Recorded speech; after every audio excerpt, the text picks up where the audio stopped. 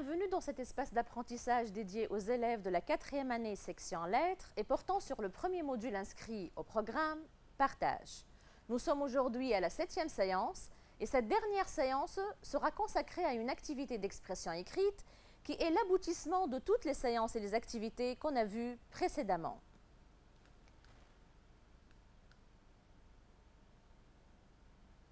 Je vous rappelle que ce travail réparti en 7 séances intégrant des activités variées a été conçu et élaboré par moi-même, Madame Chebni Chérine, professeure de français au lycée Montgislim au Kef, et mes deux collègues, Mesdames Nouzha Darouezi, Nour Jaïdi, professeur de français au lycée 2 Mars au Kef, que je tiens à féliciter vivement pour leur dévouement et les efforts consentis pour réaliser ces séances télévisées.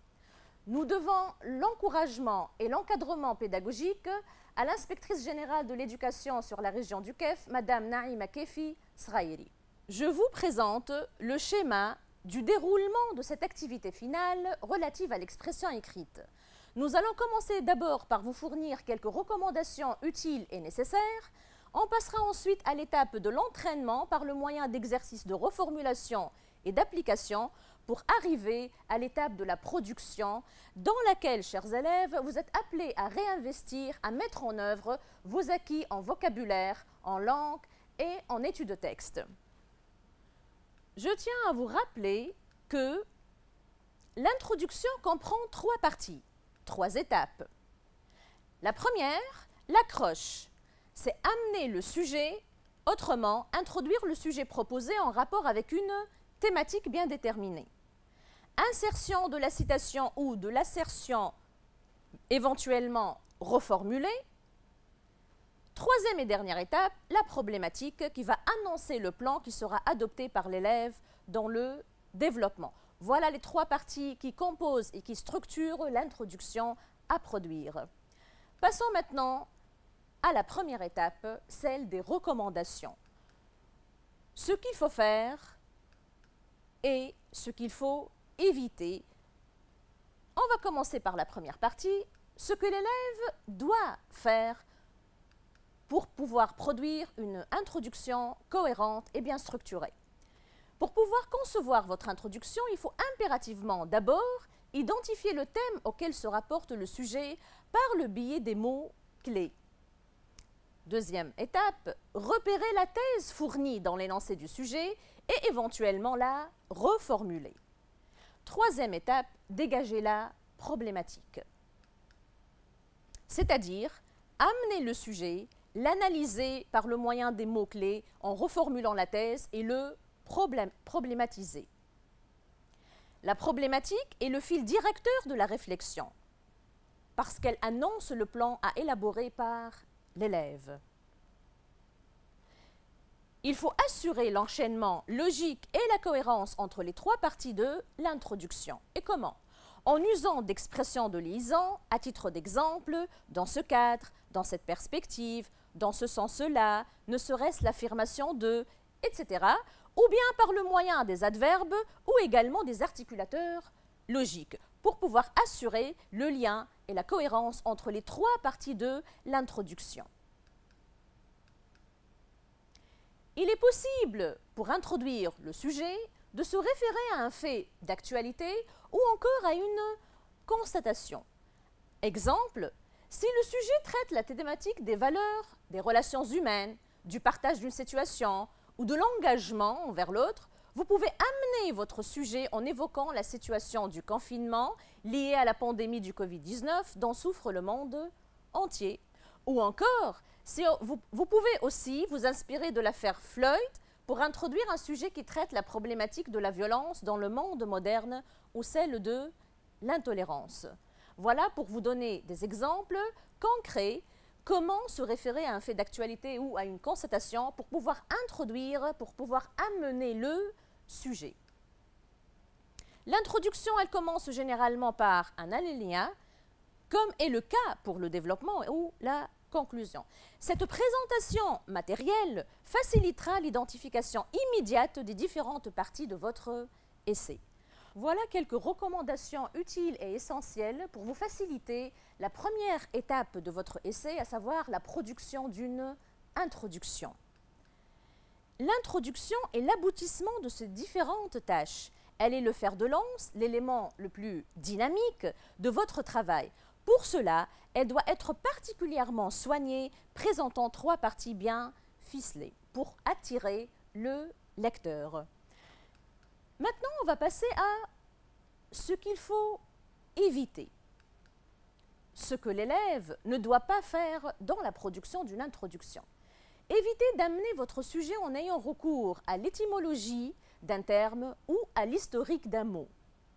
Par exemple, on trouve dans certaines introductions des élèves qui nous donnent la nature, l'origine du mot, l'évolution sémantique de ce terme. Exemple, le mot partage vient du latin partes agere, signifiant faire départ ou portion ou encore ayant le sens de pousser, agir. Ce genre d'introduction est à éviter parce que ça n'a aucun rapport avec le sujet que vous allez traiter. Ça ne sert à rien de commencer par des introductions générales.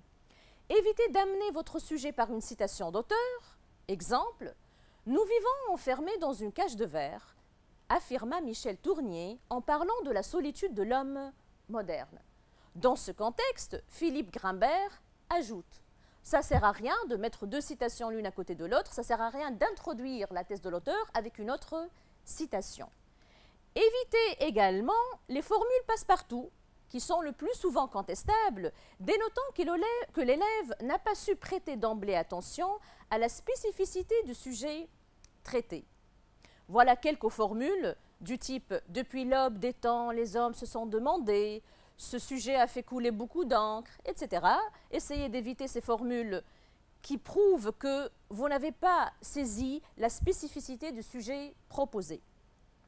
Évitez aussi les introductions incohérentes, celles qui ne sont pas entièrement rédigées. Faites très attention, on vous demande de rédiger, de produire, et non pas de parachuter des parties pêle-mêle comme ça, sous forme de tirés, sans aucune liaison, sans aucune cohérence. Il s'agit, rappelez-vous toujours, d'une rédaction, d'une production.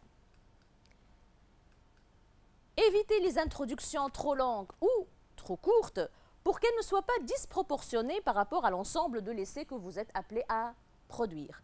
Voilà quelques recommandations, ce que vous devez impérativement éviter lors de la production de l'introduction. On va retourner maintenant au sujet proposé que nous avons vu ensemble lors de la 6e séance relative à l'expression écrite. Voilà le sujet qui a été proposé la dernière séance. Ma vie d'enfant me fournissait chaque jour des tristesses et des craintes que j'entretenais dans ma solitude. Ces larmes, il me fallait quelqu'un avec qui les partager, avoua Philippe Grimbert. Pensez-vous comme lui que la présence de l'autre soit enrichissante? Vous développerez votre point de vue personnel dans un texte argumentatif en l'appuyant par des arguments et des exemples précis. Rappelez-vous, ce sujet, on l'a vu ensemble dans la séance numéro 6. On a fait la recherche des idées, on a expliqué le sujet et on a dit que pour la dernière séance, celle-ci, tout le travail de production sera consacré à l'introduction. Donc on va retourner à ce sujet et on va essayer ensemble de commencer par des exercices de reformulation. La thèse de l'auteur. Quels sont les mots-clés qui se trouvent dans cette thèse? Vous avez tristesse, crainte, solitude.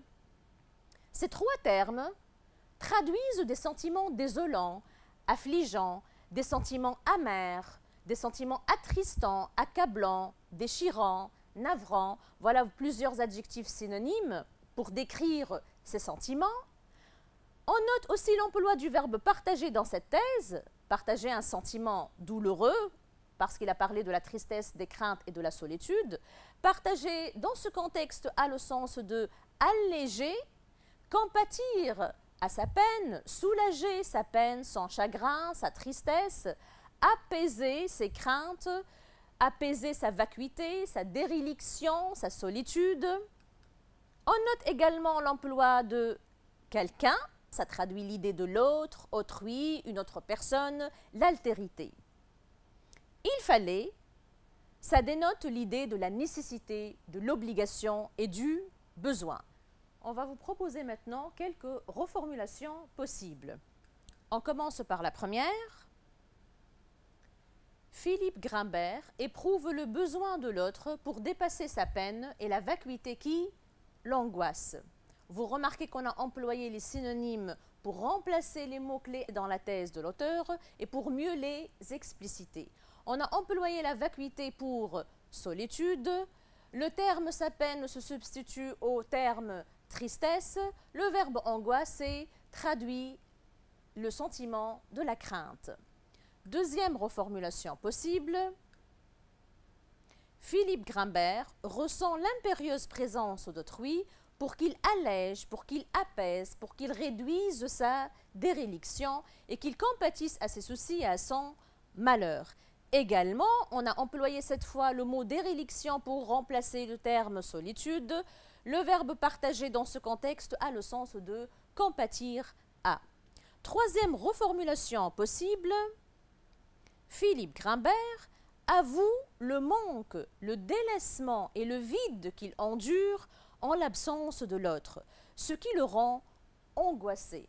Également, on a essayé d'employer les synonymes qu'on a attribués aux mots-clés dans cette thèse, le manque, le délaissement, le vide pour traduire l'idée de la solitude qu'il est en train d'endurer et de supporter, angoissé qui traduit la sensation et le sentiment de la crainte. Vous voyez ici qu'on a essayé d'employer, d'utiliser les différents synonymes attribués aux différents mots-clés pour vous montrer que la reformulation, en fait, c'est employer des termes ayant le même sens, mais qui explicitent mieux les mots-clés.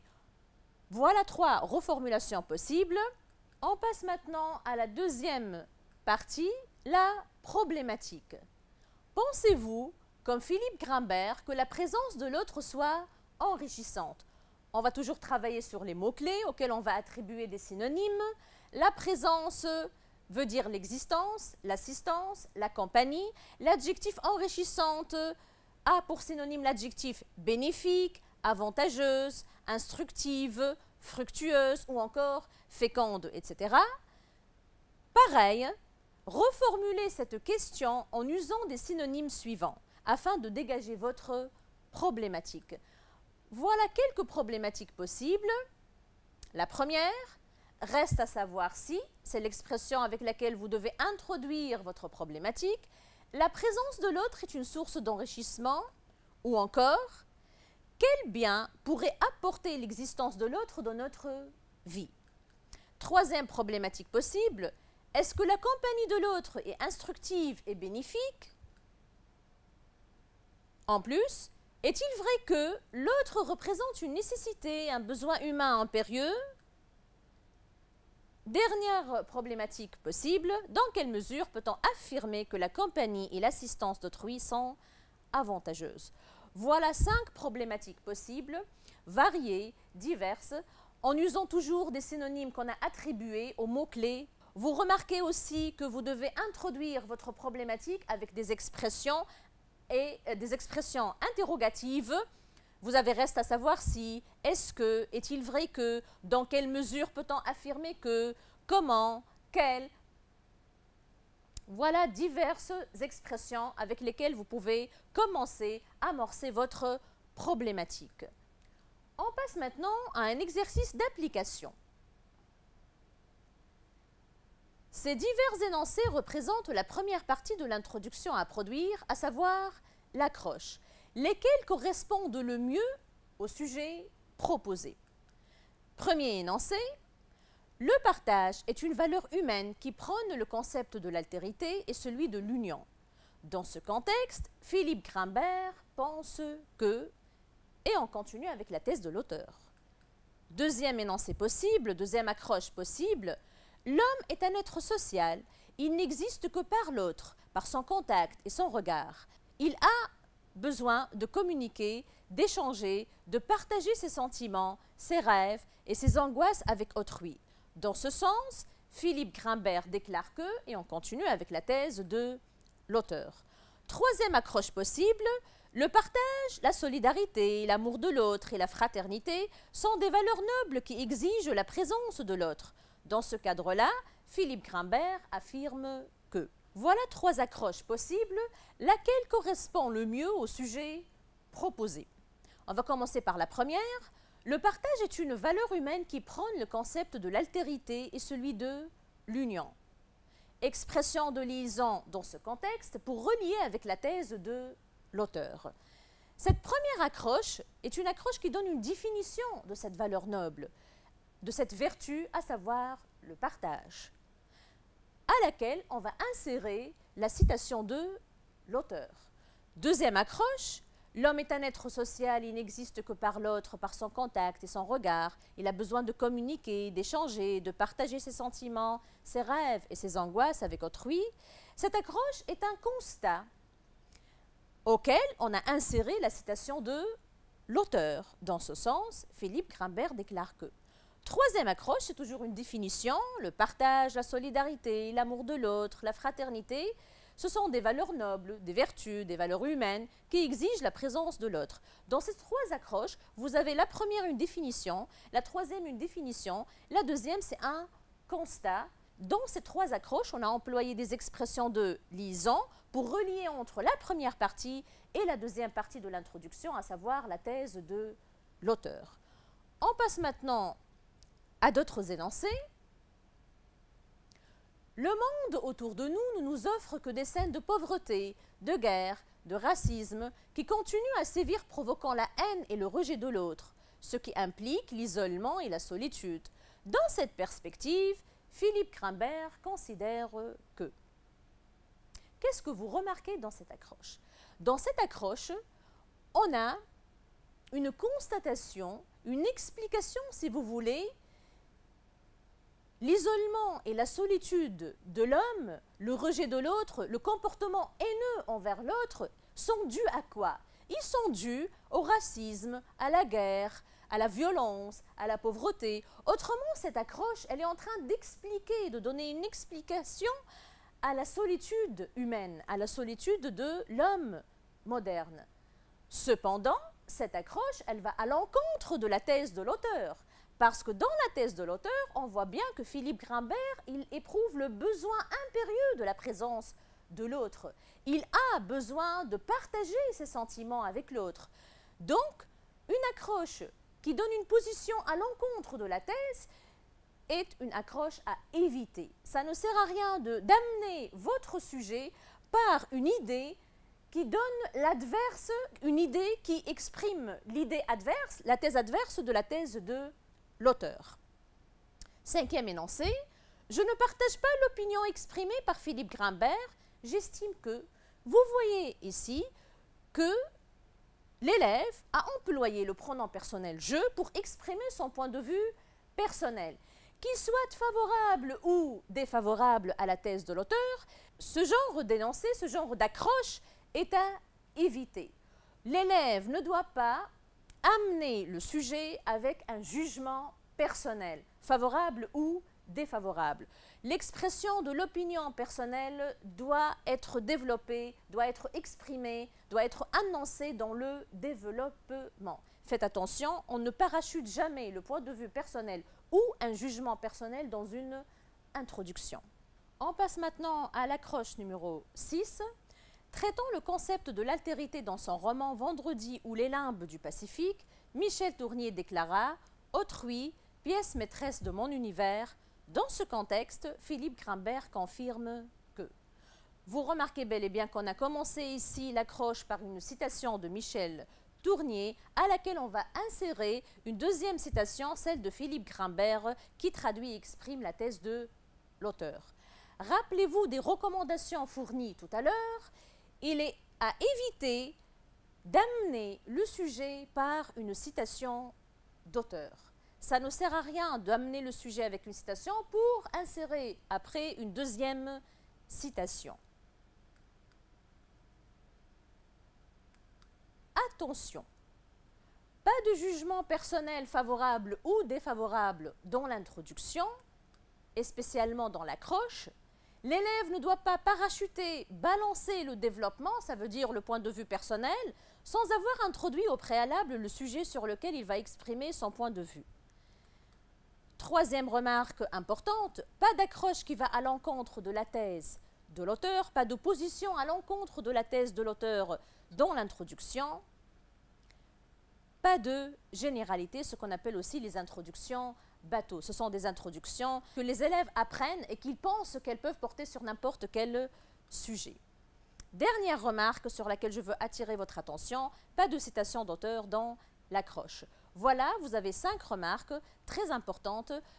Vous devez éviter dans l'introduction, dans la production de l'introduction, de juger, de porter un jugement, d'exprimer un point de vue personnel dans l'introduction.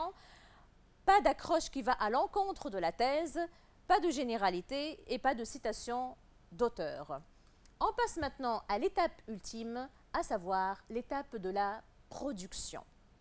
Après avoir expliqué le sujet, après avoir délimité la thèse, la problématique et la consigne, après avoir attribué aux mots-clés des synonymes pour mieux les expliciter et mieux les expliquer, on passe maintenant à la rédaction de l'introduction qui se compose, comme on a dit au début de la séance, de 3 parties. Vous voyez que chaque partie a été produite avec une couleur différente. La première, ce qu'on appelle l'accroche, amener le sujet. L'homme est un être social, il n'existe que par l'autre, par son contact et son regard. Il ressent la nécessité de communiquer, d'échanger et de partager ses rêves et ses soucis avec autrui. C'est un constat.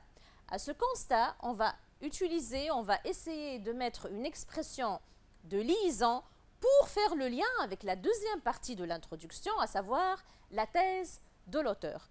Dans ce sens, et on commence maintenant la thèse de l'auteur. Philippe Grimbert avoue que, déclare que, affirme que, vous avez une double possibilité. Ou bien vous allez recopier la citation ou l'assertion telle qu'elle a été proposée le jour de l'examen dans le sujet, ou bien vous la reformulez.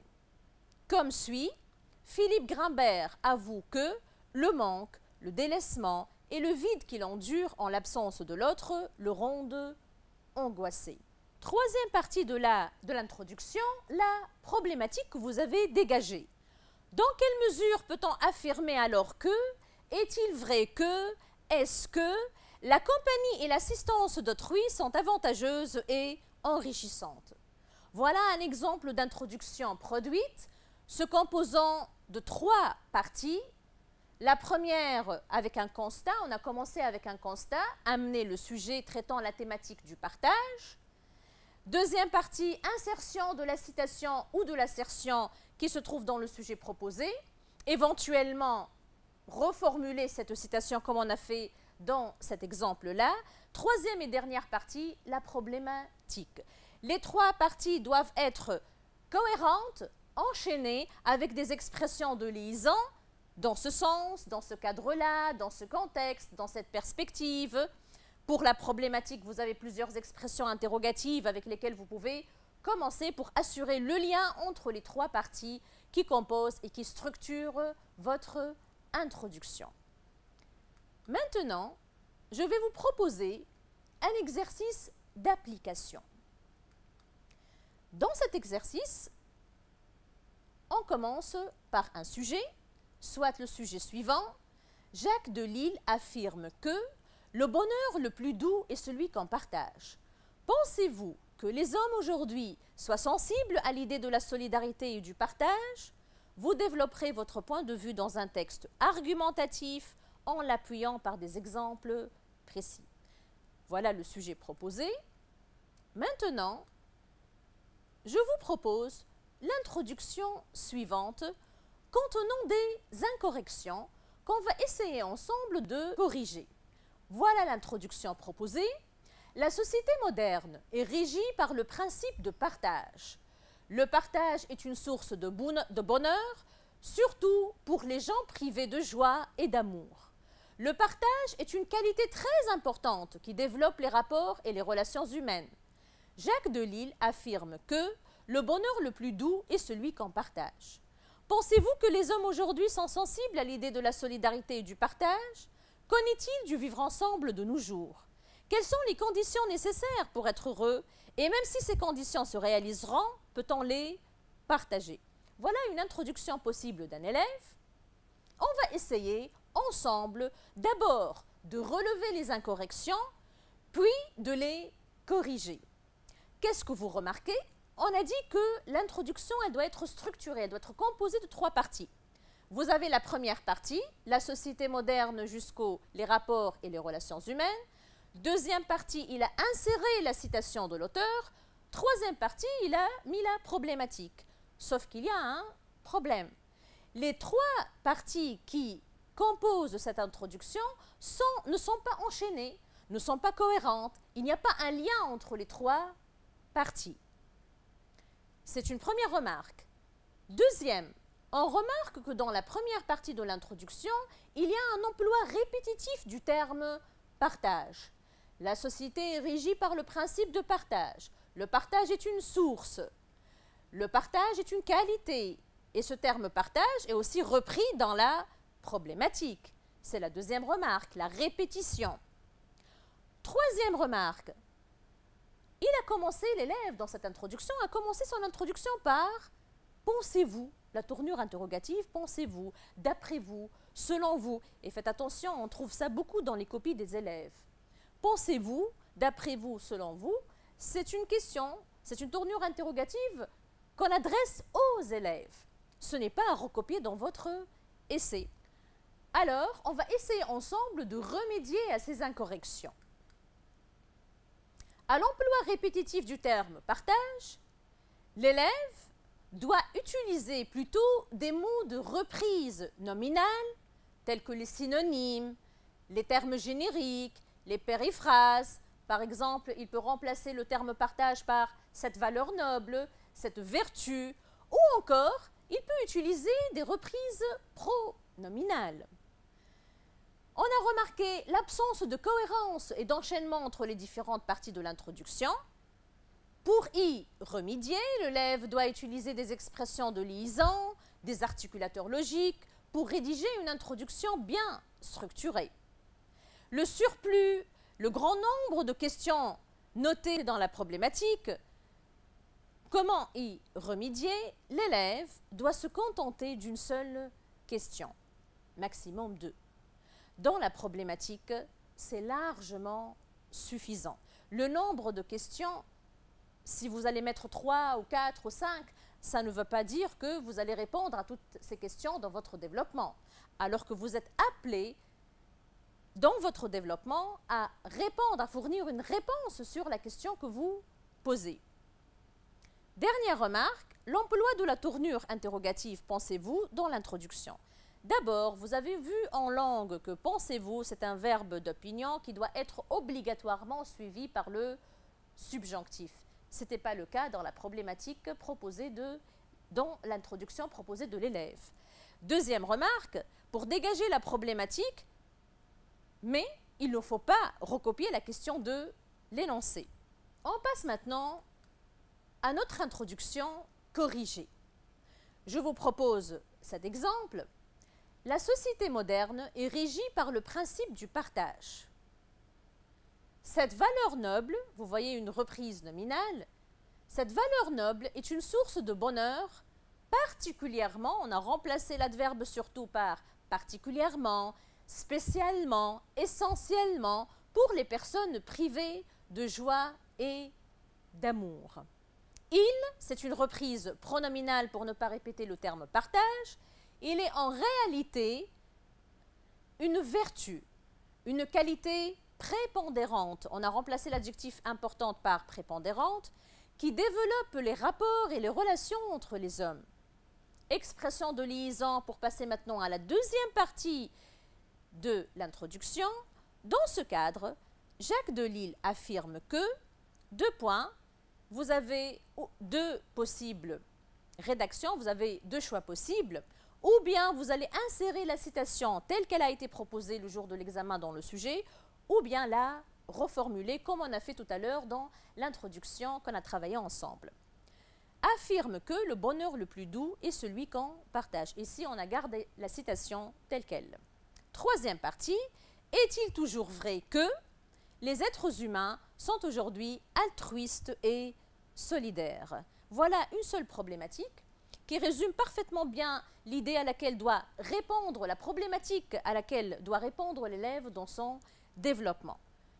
On a employé des mots de reprise pour éviter la répétition, des synonymes. On a employé des expressions de liaison pour faire un lien, une cohérence, un enchaînement entre les trois parties qui structurent cette introduction. Et maintenant, pour récapituler, je vous donne quelques remarques concernant le développement.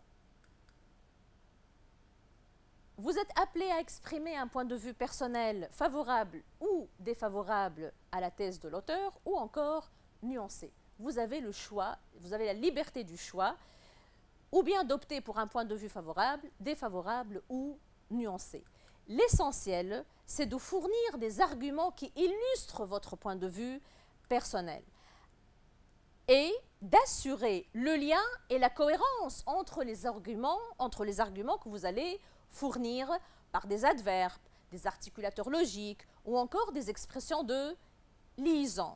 Effectivement, parallèlement, en plus, en outre, d'abord, ensuite, de prime abord, de second abord, etc. À ces arguments, vous devez ajouter des exemples. C'est quoi le rôle de ces exemples? Ils vont appuyer chaque argument donné. D'où vous allez puiser ces exemples? Les exemples peuvent être puisés de l'actualité, de votre expérience personnelle ou encore de vos lectures, etc. Ce sont quelques remarques importantes concernant la deuxième partie de votre essai, à savoir le développement, et qui est le corps de votre essai. Passons maintenant à la conclusion, qui est la dernière étape de votre essai. Donc, vous remarquez que la conclusion se compose de deux parties. La première, un résumé, une synthèse, un bilan des idées principales développées. Deuxième, ouverture vers d'autres problématiques. Je vous propose un exemple de conclusion approprié au sujet traité tout à l'heure. En définitive, il convient de conclure que, en guise de conclusion, finalement, vous pouvez employer ici plusieurs expressions pour débuter, pour commencer votre conclusion. En définitive, sans autrui, qui incarne la seule possibilité de partager pleinement et entièrement les joies et les frustrations, la vie serait une erreur, comme l'a dit Aristote. J'attire votre attention ici que dans la conclusion, vous avez la liberté de clôturer avec une citation d'auteur. Contrairement à l'accroche, contrairement à l'introduction, on a dit qu'il faut éviter de débuter, de commencer, d'amorcer votre introduction avec une citation d'auteur. Donc vous voyez ici la différence entre l'emploi d'une citation dans l'introduction et dans la conclusion. Bien évidemment, la citation que vous allez mentionner dans votre conclusion ne doit pas être à l'encontre de l'idée principale que vous avez développée dans votre développement. Je continue. La présence de cet autre est inlassablement généreuse vu qu'elle nous apprend à se dévouer à quelqu'un avec constance. Donc, vous voyez, c'est la première partie de la conclusion, un résumé, un bilan, une synthèse de l'idée principale. On passe à la deuxième partie. Cependant, mais, toutefois, néanmoins, en revanche, les exigences contraignantes de la vie moderne ne réduisent-elles pas la chance de conserver ce besoin d'une compagnie? Autrement, les nouvelles technologies ne comblent-elles pas ce besoin? Vous voyez ici qu'il y a un croisement, un recoupement avec un module que vous avez dans le programme, à savoir appel à la modernité. Donc, on va faire le passage du module partage au module appel à la modernité. Cette modernité, ce progrès technologique, comble-t-il ce besoin ou bien anéantit-il cette présence de l'autre? Donc, il s'agit d'un passage d'un module à l'autre, d'un recoupement vers une autre problématique, vers une autre thématique. Merci pour votre attention et votre suivi. Je vous propose de terminer ensemble cette séance en beauté avec une vidéo qui traite la thématique du partage et qui rend hommage au personnel médical. Au revoir et merci.